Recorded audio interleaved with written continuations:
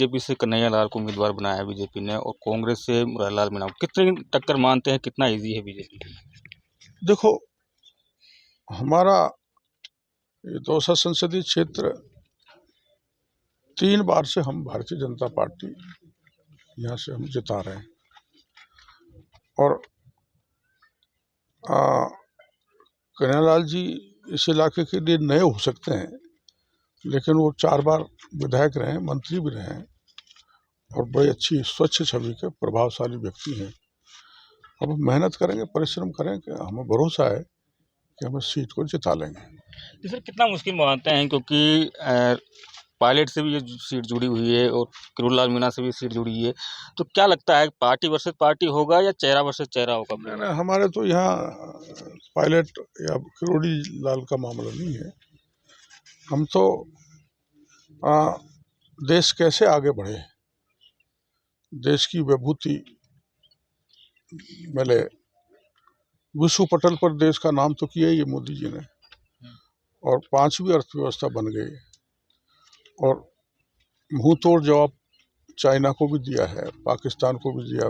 कभी होएगा आपने देखा कि भीतर घुस के दुश्मन को मार आए। तो ऐसे महान प्रधानमंत्री को हाथ मजबूत करना जरूरी है। इसलिए हमारी सीट अकेले दौसा ही नहीं, 25 के 25 कमल के फूल खिला के झोली की मोदी जी की झोली में डालने हैं। लेकिन सर एक सवाल है, ईआरसीपी को लेकर काफ़ी कुछ गहमा गहमी हुई थी, लेकिन मुझे जितना याद है कि ईआरसीपी का जो लेटर लिखा था सबसे पहले आपने लिखा था। क्या कुछ था, कितना संघर्ष किया आपने ईआरसीपी के लिए? तो मैं 89 से लड़ रहा हूँ और अब वो सपना पूरा हुआ है कि राजस्थान के इस इलाके में चंबल सहित 4 नदियों का पानी आएगा, पीने को भी मिलेगा, उद्योग को भी मिलेगा और सिंचाई के लिए भी मिलेगा। इसको लेकर राजनीति आप भी कई बार पैदल निकले हो दौसा की सड़कों पर, जयपुर? असलियत में तो मैंने किया है, बाकी कोई पानी वाला बाबा बीच में आ जाए तो उसको कोई इलाज नहीं।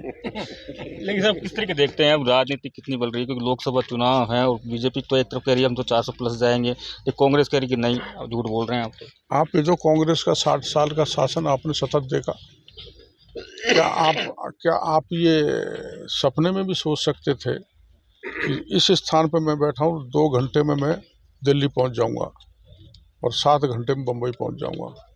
ये सपना किसने पूरा किया है? नरेंद्र मोदी ने। क्या आप ये सोच सकते थे जो 300 किलोमीटर दूर नदी है उसका पानी यहाँ पर आ जाएगा? तो जनता को उसी दृष्टि से विचार करना चाहिए। लेकिन सर उन्होंने तो कुछ नहीं किया ना। चंबल का पानी बहकर वर्षों से बेकार जा रहा है, उन्होंने तो बिल्कुल नहीं सोचा भाई पानी को रोका जाए, रोक कर दिया जाए। उन्होंने तो नहीं सोचा ना कि दिल्ली मुंबई से हमारा दौसा जुड़े और अब यहाँ दौसा तो कुछ 10-20 साल बाद गुड़गांव बन जाएगा। मैं कह रहा हूँ आप इतनी इंडस्ट्रीज आ जाएंगी। लेकिन सर जो राजनीतिक बाजार है उसमें ये चर्चा है कि किरोड़ीलाल मीणा जी बीजेपी से नाराज चल रहे थे, टिकट मांग रहे थे भाई के लिए, टिकट नहीं मिला, तो कितनी सच्चाई है? नहीं तो देखो, ऐसा है, टिकट मांगना भाई का अधिकार था कि क्योंकि वो भी 20-30 वर्ष से बीजेपी की सेवा कर रहा है, नौकरी छोड़कर। अब टिकट नहीं मिला। टिकट तो मेरे भी 4 बार काट दिए लोकसभा के लिए। मैं पार्टी का काम किया तो मैं तो पार्टी का काम करूंगा, मजबूती से करूंगा। जसपुर मीणा है सांसद, उन्होंने कहा कि नाग की संज्ञा दी है नेताओं को। क्या लगता है कौन है बीजेपी में नाग? मैं हूँ उनकी नज़र में तो नाग। क्यों सर, ऐसा क्यों लगता है? क्यों बार बार में तीखा हमला बोलती हैं आपके ऊपर? लाल सूट में भी एक तस्वीर दिखाई दी थी। अब देखो, उनका स्वभाव है, मैं उनका जवाब नहीं देना चाहता। वो अपने बयानों से ही निपट गई। किरोड़ीलाल जी को जितना गुस्सा, मैंने, आप बताओ, मैंने कभी उनके खिलाफ बयानबाजी की है क्या गलत? मर्यादा में रहना चाहिए आदमी को। ऐसी बयानबाजी नहीं कर रही है। चाहे प्रतिपक्ष के लोगों पे भी बयान करें तो वो मर्यादा होनी चाहिए। क्या लगता है कि आजकल राजनीति में तीख सीधा बिल्कुल बहुत गिरावट आ गई राजनीति में।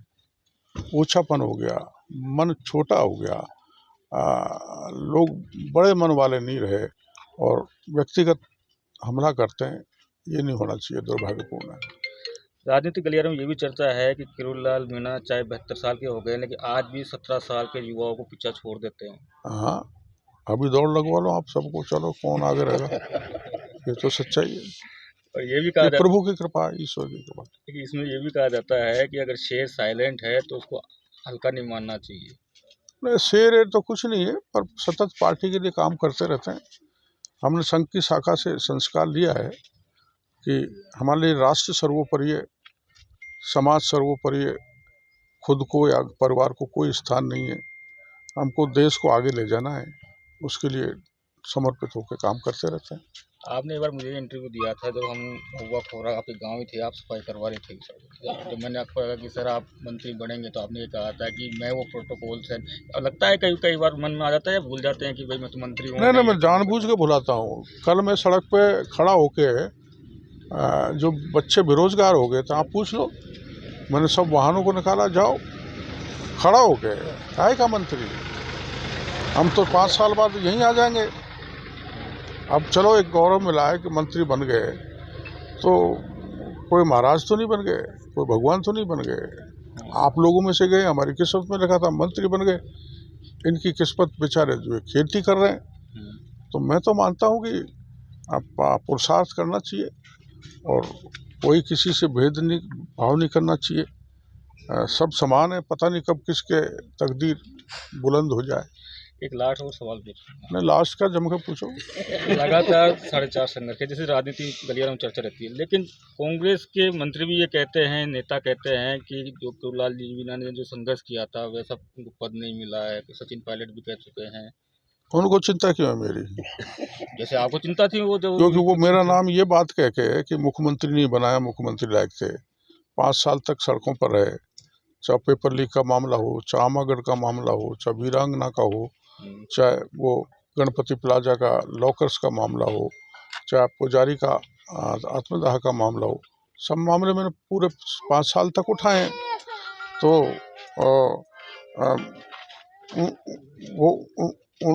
वो आज भी जो ये कह रहे हैं, तो जब सत्ता में थे जब उन्होंने उनका समाधान क्यों नहीं किया?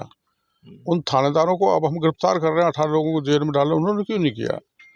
ठीक है, वो इसलिए मेरा कह रहे हैं ताकि ये जो मीणा भोले भाले हैं ये बोल के इनको बहका दें, अरे हाँ डॉक्टर को तो कुछ नहीं दिया, और कांग्रेस को वोट दे दें। केवल गुमराह करने वाली बात है। वो ये भी कहते हैं जो केवलाल मीणा ने जो आंच लगाई थी तवे पे, जो रोटी सेक रही है आज बीजेपी, जो संघर्ष किया था उसको खा रही है। देखो ऐसा है, गंगा को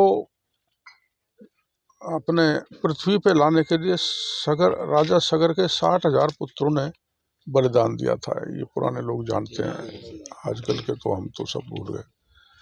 तो वो सतत एक प्रक्रिया थी कि उन्होंने अपना बलिदान दिया। तो अंत में